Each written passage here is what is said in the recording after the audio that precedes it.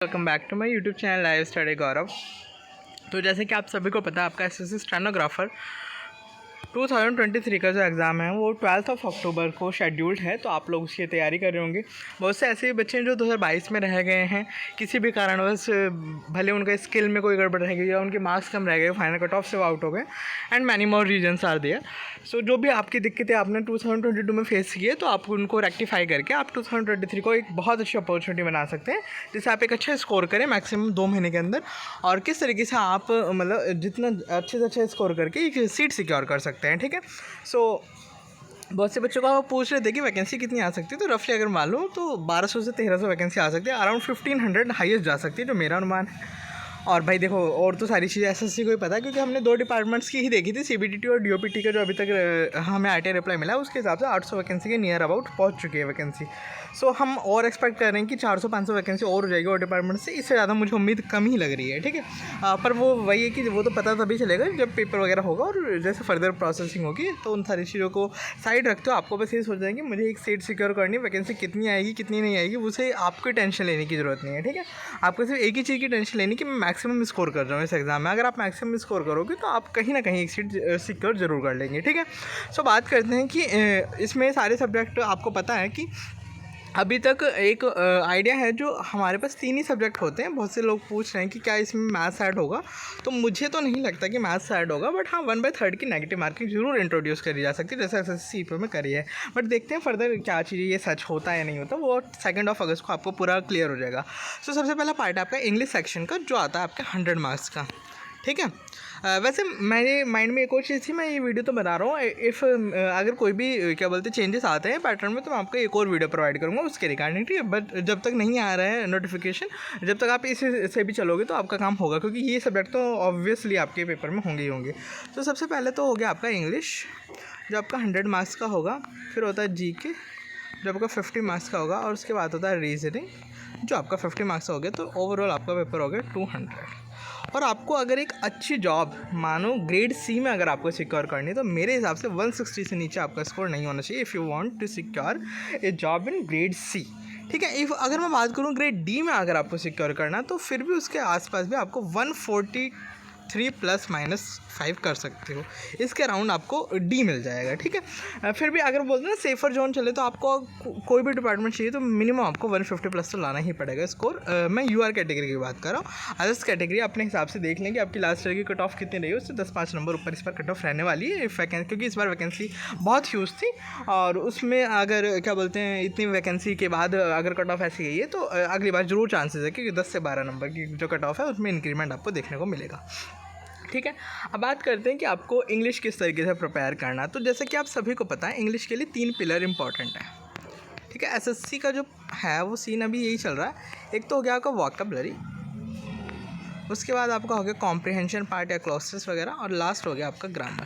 देखो मैंने इसे इस क्रम में क्यों लिखा है, क्योंकि सबसे ज़्यादा जो वेटेज है ना आज के टाइम में, वो वोकैबुलरी कॉम्प्रिहेंशन को दी जा रही है मोस्ट। मतलब इसमें तो सबसे ज़्यादा अगर हम बात करें स्टेनो के रिगार्डिंग, स्टेनो के पेपर के रिगार्डिंग, तो इसमें सबसे ज़्यादा जो वो दिया जाता है पोर्शन, जो हाईएस्ट मार्क्स का होता है वो 35 मार्क्स का होता है। मतलब 15 मार्क्स का आपका पैसेज होता है और 20 मार्क्स का आपका क्लोसेस होता है। ये तो हो गया। और उसके अलावा 5 मार्क्स के आपके पैरा जम्बल्स भी होते हैं। तो लगभग आपका 40 मार्क्स तो यहीं से कैरी करता है। और अगर कोई पेपर का 40% एक ही चीज़ से वेटेज है, तो कहीं ना कहीं उसकी इंपॉर्टेंस बढ़ जाती है। फिर आपके टैन एक्टिव पैसिव और नरेशन आते हैं, ये हो गए।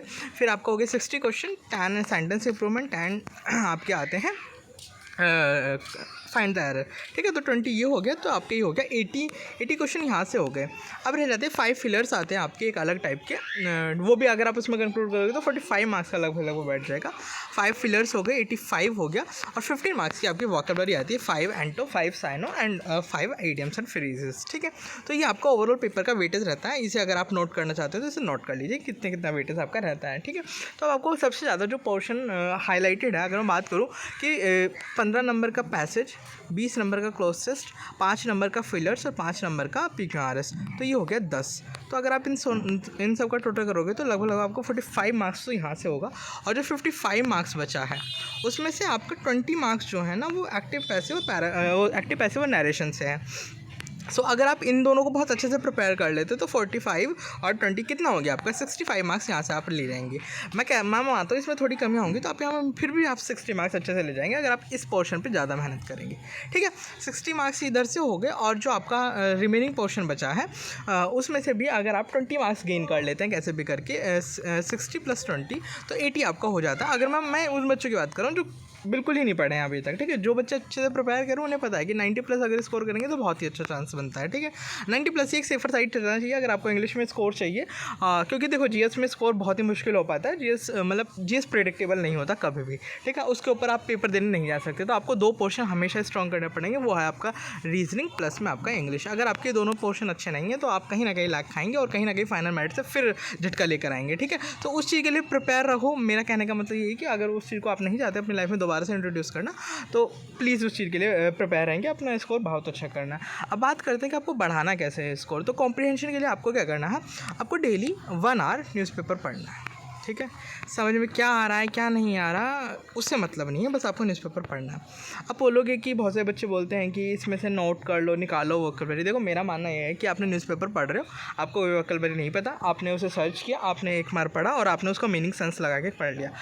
पाइलअप मत करो, उसे तुरंत पढ़ा कि हाँ ये मतलब होता है। ठीक है, ऐसे करके आप अगर 1 महीना पढ़ेंगे लगातार तो आप देखोगे कि रिपीटिशंस हो रहे हैं वर्ड्स। ठीक है, जहाँ रिपीटिशन हो जाएगा वो आपको याद होने लगेगा। मैं नहीं कहूँगा कि कोई स्पेशल कॉपी बनाओ, लेकिन अगर आपके पास टाइम है, आप और पोर्शन अच्छे कर चुके हैं, तो फिर प्लीज़ आप कर सकते हो। ठीक है, 2 महीने हैं, मेरा मानना है अगर किसी की रीजनिंग अच्छे से प्रिपेयर है और अगर वो रीजनिंग में 1 घंटा डेली दे रहा है, उसके अलावा वो फिर भी अगर अगर कोई बंदा 8 आवर्स पढ़ रहा है तो मान लो 4 आवर्स तो दे दिया उसने इंग्लिश में, 2 आवर्स जीएस में दे दिया, 3 आवर्स जीएस में दे दिया और 1 आवर दे दो रीजनिंग का, फिर भी आप बहुत अच्छे से एग्जाम निकाल जाओगे।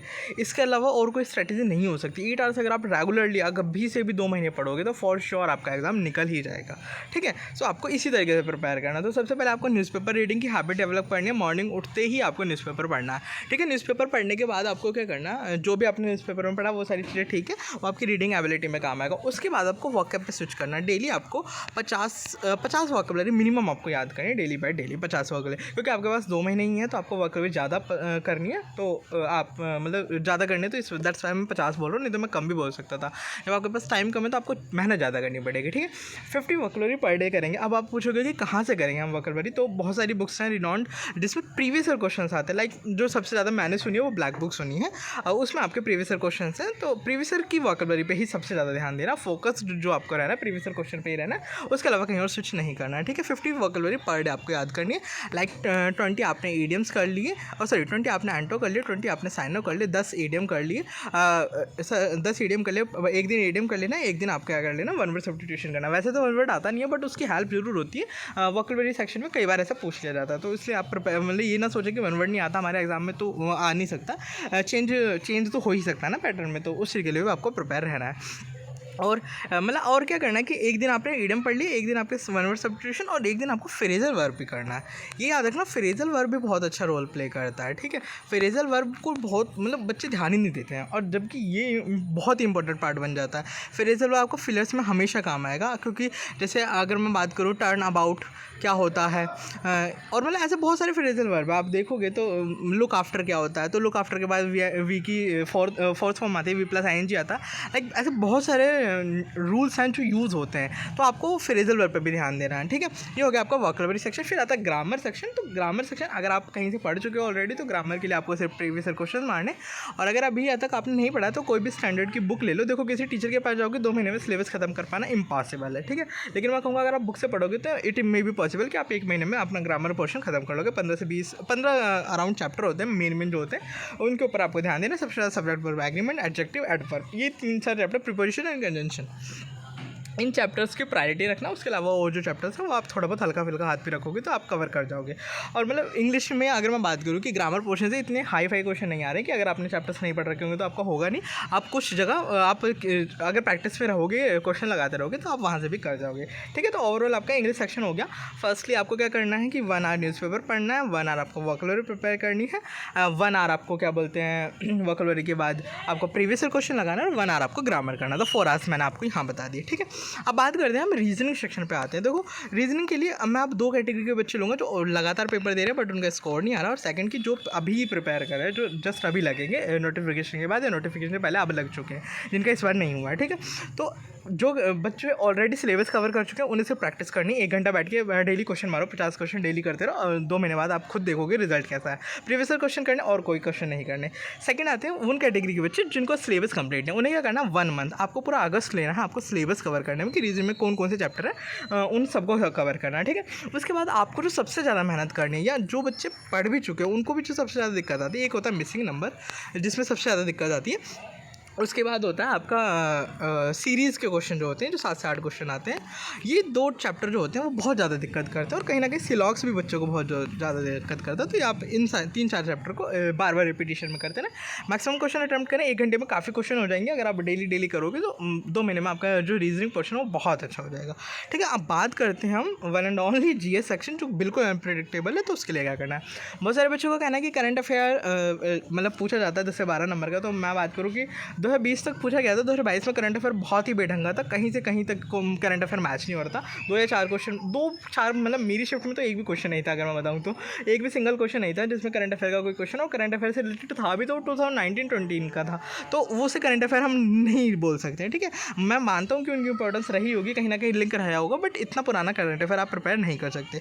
तो आपको क्या करना है, स्टैटिक जीके के ऊपर जाना है। Static GK like folk dance वगैरह हो गए और आपके डैम्स वगैरह होगा, ये जो क्वेश्चन है, ये पोर्शन मैं इसकी पूरी लिस्ट बना दूंगा आपको कुछ टाइम बाद कि जीएस को आपको किस तरीके से प्रिपेयर करना है। बट इसमें भी आपको जो बेस रखना है वो प्रीवियस ईयर क्वेश्चंस का रखना है, प्रीवियस ईयर क्वेश्चंस का रखना। और एक नया एल्गोरिथम चला है एसएससी में, वो क्या करते हैं, रिनोन्ड आर्टिस्ट के नाम पूछ लेते हैं, वो किस डांस से बिलोंग करते हैं, वो किस म्यूजिक इंस्ट्रूमेंट से बिलोंग करते हैं। तो दैट्स वाई, और उनको पद्म भूषण, पद्म विभूषण या पद्मश्री ये सब कब कब मिले, इन सारे का बेस बनाया जा रहा है, ठीक है। और आपका नॉर्मली जो हिस्ट्री, पॉलिटी और क्या बोलते हैं आपका ज्योग्राफी, यहाँ से भी आपके क्वेश्चन हमेशा से पुटअप होते रहे, तो आपको यहाँ से प्रिपेयर करना है। तो अगर मैं मानता हूँ कि अगर कोई आप जीएस को सिर्फ प्रीवियस ईयर क्वेश्चन से करेंगे ना, तब भी बहुत कुछ मैक्सिमम कवर हो जाएगा। जैसे प्रीवियस ईयर के लिए आप एक पिनेकल ले सकते हैं, या फिर आप क्रेन पब्लिकेशन की एक बुक आती है वो ले सकते हैं। दोनों में से दोनों ही अच्छी बुक है।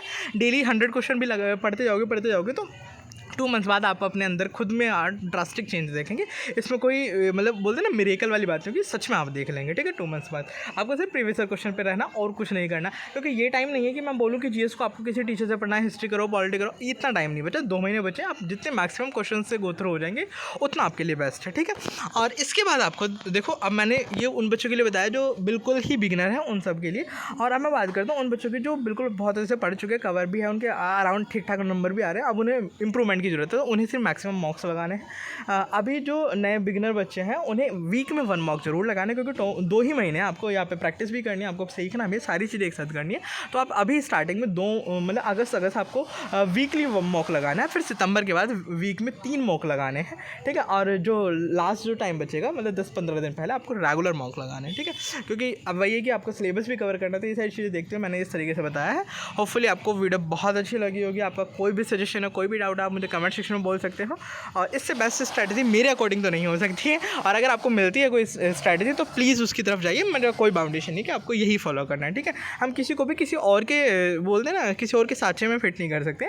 सो that's why you have to choose wisely. आपके पास 2 ही महीने, आपको किसकी सुननी है, किसकी नहीं सुननी है, आपको डिसाइड करना है। ये 2 महीने वो क्रूशियल टाइम है जो आप वेस्ट नहीं कर सकते, ठीक है। यूट्यूब पर बार बार स्ट्रैटेजी वीडियो ढूंढ के किसी एक को पकड़ो, उसकी स्ट्रैटेजी अच्छे से फॉलो करो, और भाई एक सीट सिक्योर करो। हर बार नहीं तो वैकेंसी निकलती रहेगी, फॉर्म निकलते रहेंगे, हर साल आपको ये काम नहीं करना है, ठीक है। So thank you for joining the session. अगर आप इस चैनल पर नए हैं तो प्लीज़ मेक श्योर करें कि चैनल को सब्सक्राइब करें और वीडियो को ज़्यादा शेयर करें।